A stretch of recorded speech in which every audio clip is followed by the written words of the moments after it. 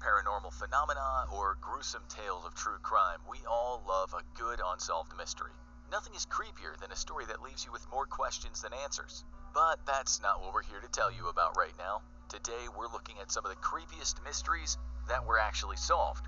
From murders to monsters to supposed interdimensional travelers. Are you ready to find the truth? In February of 1959, a group of 9 Russian college students set out on a camping trip through the Ural Mountains and never came back. When the snow thawed enough that the search party was able to go looking for them, they found a gruesome and unexplainable scene. The group's tent was found ripped open, with all of the hikers' clothes and supplies still inside, and the corpses of group members were scattered around the pass in various states of undress. Many of them had cracked ribs and skulls, 2 had burns on their hands, 1 was even missing her tongue and eyeballs. Weirder still, the nearby trees were stripped of branches, even though the tent was mostly undisturbed. When the bodies were brought home, the medical examiners were baffled by their findings and ruled the cause of death as simply a compelling unknown force.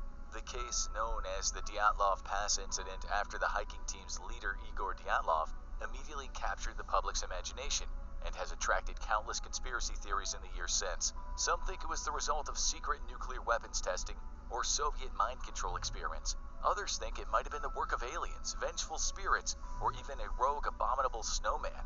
For years it seemed like we might never know the truth, but in 2019 we got an answer from a pretty unlikely place. A group of scientists wanted to test the theory that an avalanche might have been to blame for the deaths of Igor Dyatlov and his friends. It had previously been thought that an avalanche wouldn't have occurred at the gentle 30-degree incline that their campsite was at, ruling it out as an explanation.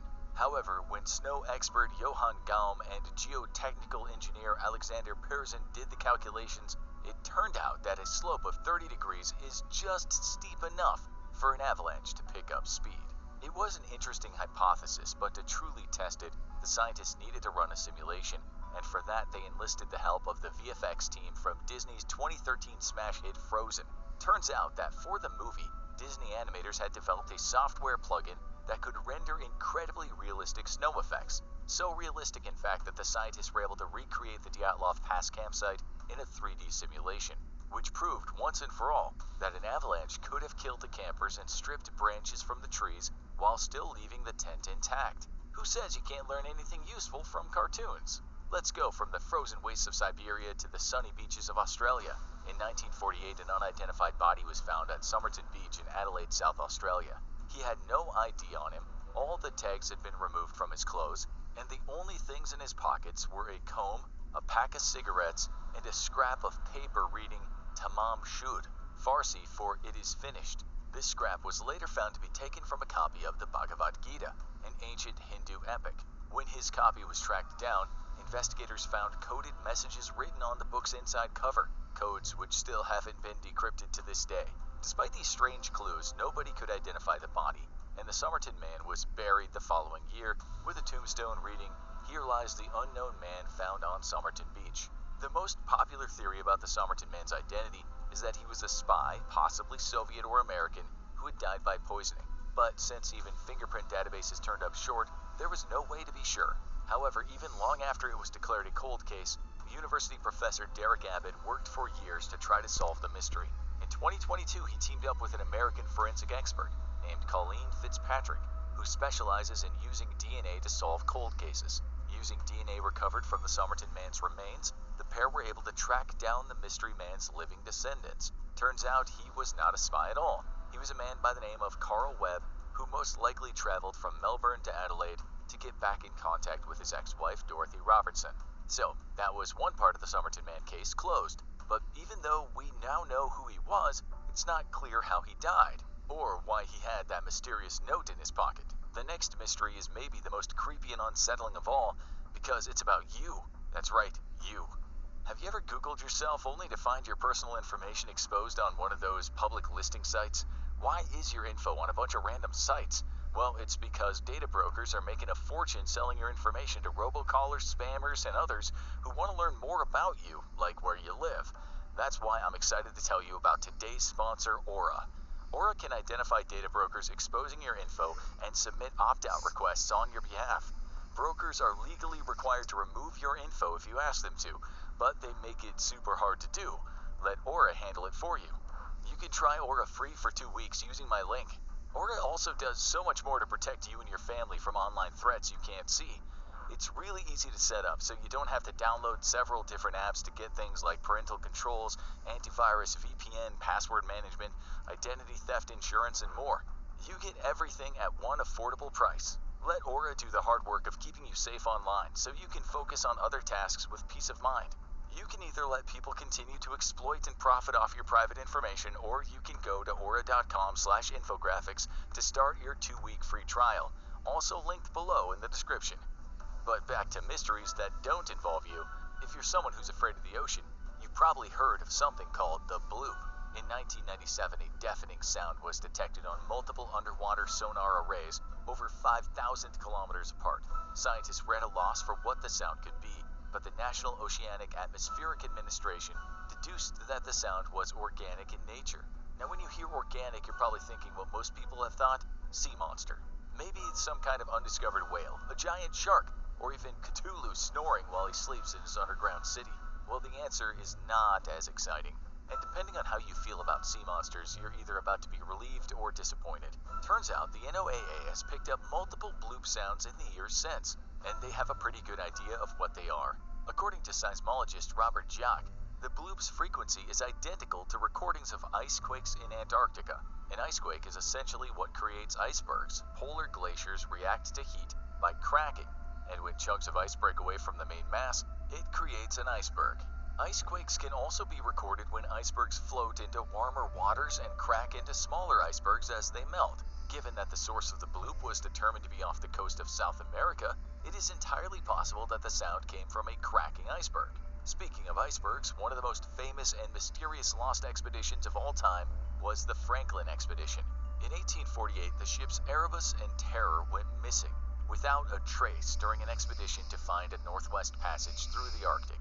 After his crew's vanishing, Sir John Franklin's widow led what has been called the broadest and most expensive search in maritime history, even enlisting the help of a psychic at one point, but nothing was ever found. So what really happened? In 2008, Canadian Prime Minister Stephen Harper announced that he was starting a new inquiry to find out.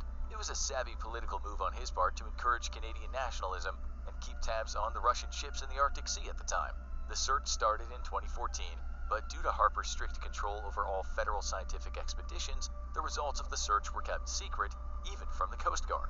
Despite this secrecy, the team did find the wreck of the Erebus off the coast of King William Island, in shallow enough water that it could be seen from the air. It was perfectly preserved in the icy water, and divers investigating the wreck found a note in Franklin's cabin confirming the captain had died before the ships were abandoned. It's unclear where his body is, however, and rumors persist that his men buried him in the ice somewhere. From 1979 to 1986, residents of Southern California were terrorized by a mysterious killer. His first victims, a couple from Goleta, managed to fend him off and call the neighbors for help, but the attacker fled the scene, and it wouldn't be long until he struck again.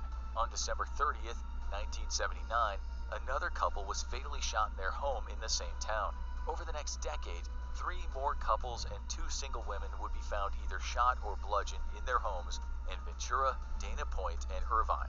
The killer came to be known as the Night Stalker, then later the original Night Stalker, to differentiate him from Richard Ramirez, another serial killer with a similar MO. Police had no strong leads, but at least one detective in Sacramento theorized that the original Night Stalker was the same person as the infamous serial killer who had attacked dozens of women in and around Sacramento, and left several creepy voice messages with the police. In 2001, DNA evidence would officially connect the 2 cases, but they still couldn't confirm this madman's identity. Then in 2013, writer Michelle McNamara started doing some digging and found out that several unsolved killings and crime sprees across California also had similar traits to the original Night Stalker.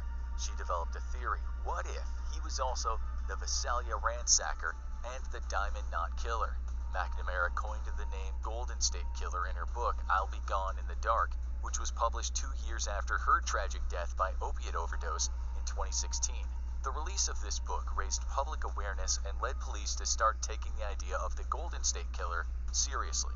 Through DNA evidence, Sacramento police were able to match evidence from over 50 unsolved assaults and murders to his suspect, retired police officer Joseph James D'Angelo. D'Angelo confessed to being the Golden State Killer and was charged with multiple life sentences with no chance of parole. Staying on the topic of serial killers, let's look at one of the most chilling unsolved crimes in history, the Zodiac murders. The Zodiac Killer targeted couples in their cars and is confirmed to have killed 5 people in San Francisco. The most famous aspect of his crimes, however, were the coded notes that he sent to the newspapers across the city. Some of these notes were decoded, but others proved nearly impossible to crack. We say nearly impossible because in 2020, a group of cryptography experts finally cracked one of the Zodiac Killer's most mysterious messages. The codebreakers were American cryptologist and Zodiac researcher David Oranchak, Australian mathematician Sam Blake, and Belgian programmer Jarl van Eyck. Together, the men found a solution to the Zodiac's 340 cipher, considered a holy grail for codebreakers, using a program called AZ Decrypt and a university supercomputer called Spartan. It took a lot of trial and error over several months. In fact, the 3 codebreakers tried around 650,000 possible combinations before they got a result. For their efforts, Blake, Van Eyck, and Oranchak were officially recognized by the FBI. Unfortunately, though, the note didn't reveal the killer's name as some thought it would. Still, this is a huge discovery that adds one more piece to the Zodiac puzzle. The Salish Sea, a section of water between Western Canada and Washington State in the US, is a normal, unassuming place, aside from one strange detail. From 2007, human feet started washing up on the beaches. The first foot was found on August 20th, 2007, on Jedediah Island, and it wouldn't be the last. The feet were usually found wearing sneakers, though a couple were found wearing hiking boots, and most were never matched to their pair. Theories ranged from a plane crash wreckage to the remains of people who had died in the 2004 Boxing Day tsunami, to even a serial killer. But DNA evidence has since proven that the real answer to this mystery is more tragic. These feet were matched to a variety of missing person cases from the area, and it's most likely that these people were either accidental drownings or people who fell from the bridge over the Salish Sea. So why is it only the feet? The answer is simple physics. The ankles are one of the thinnest parts of the body, making the feet and the hands the first parts to disconnect due to decomposition and animal activity. Then, since sneaker soles are made of buoyant foam rubber, the disconnected foot floats to the surface where the tide carries it to the shore. In 1954, customs officers at Tokyo Airport were faced with a confusing problem when a man tried to enter the country on a passport from a country that didn't exist. The man, John Allen Zegras, had a passport from a country called Taured, which none of the customs officials had ever heard of. Zegras was pulled aside for questioning and asked to point to his home country on a map. Zegras became confused and angry, insisting that the maps must be wrong because where Taured should be was the Principality of Andorra, which he had never heard of. Zegras was taken into custody and supposedly vanished overnight. Was John Allen Zegras from an alternate reality? Not really. Unless by from an alternate reality you actually mean lying. According to a British newspaper report from 1960, John Allen Zegras was well known to the British and American governments for using bogus passports and traveling under false identities. Zegras conned his way around the world by pretending to be a high-ranking diplomat from Tamanrasset, the capital of Taured, a city and a country that he claimed was in sub-Saharan Africa, but that he actually completely invented. His fake passport even had a country motto emblazoned on it: Ruk Ubwai Oktra Negusi Habesi Torap Turapa. This motto also meant nothing, but it made the passport look more official, and got Zegras into many countries around Africa, Europe, and Asia. It just so happened that the border guards at Tokyo were the first ones to fact-check Zegras' claims, and his confusing attempts to double down on the lie led to the rumor that he was from another dimension. The part about him disappearing was most likely embellished later to add one last spooky twist to the story. It might seem strange in our security-conscious age that someone could get so far with a bogus passport, but back in the 50s, before computers were widely used, you could get away with a lot more.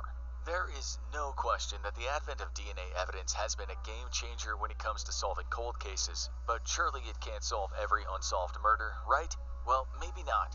But in 2021, investigators in Montana in the USA announced that they had just cracked the oldest cold case to ever be solved with DNA evidence.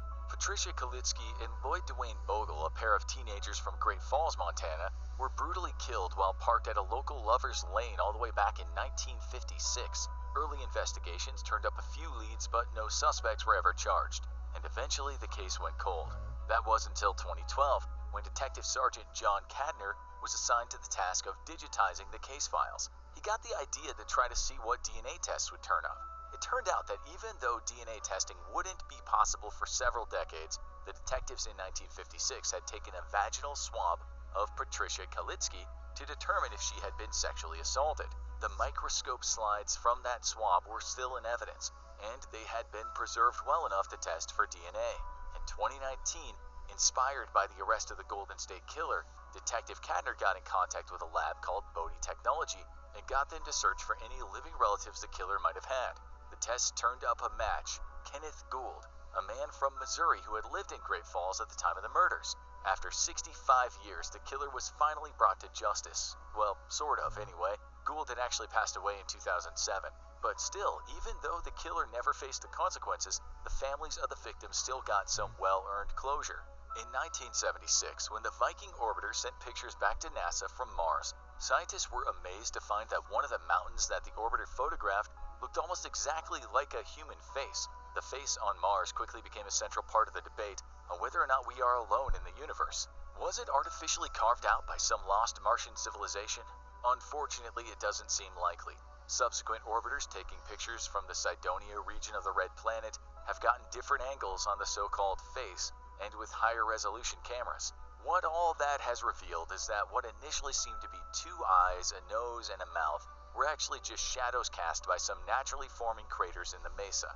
But don't worry, true believers, that doesn't necessarily mean there are no Martians out there, just that they weren't carving faces onto their mountains. Now let's go from space to Spain. In 1971, the Pereira family of Belmez, Spain, was plagued by a very strange ghostly phenomenon. One day, faces started appearing on their concrete floors. They tried everything to scrub them off, but somehow they always showed up again the next day. Even replacing the floor entirely didn't do anything to stop the faces from showing up. As soon as the new concrete set in, the faces came back. In no time at all, the house became swamped with journalists, tourists, and paranormal investigators, all trying to figure out what the cause could be. There was no evidence of paint or dye. Everyone was stumped. Even to this day, it's still not clear what could have caused these faces outside of paranormal phenomena. Just kidding. It was a hoax, devised by some creative homeowners looking to earn some extra money. While some sources would have you believe this is an unsolved mystery, it was actually solved fairly quickly. The Spanish Ministry of the Interior commissioned its own independent study, which found that while there was no evidence of paint or dye, there was strong evidence that the stains were caused by rapid oxidation. The process of creating the faces was pretty easy. They were stained onto the floor with a mixture of soot and vinegar, which left behind strong black marks. In 1908, a huge explosion took place in Tunguska, Siberia, that knocked down over 80 million trees, and it was bright enough to light up the sky as far away as England.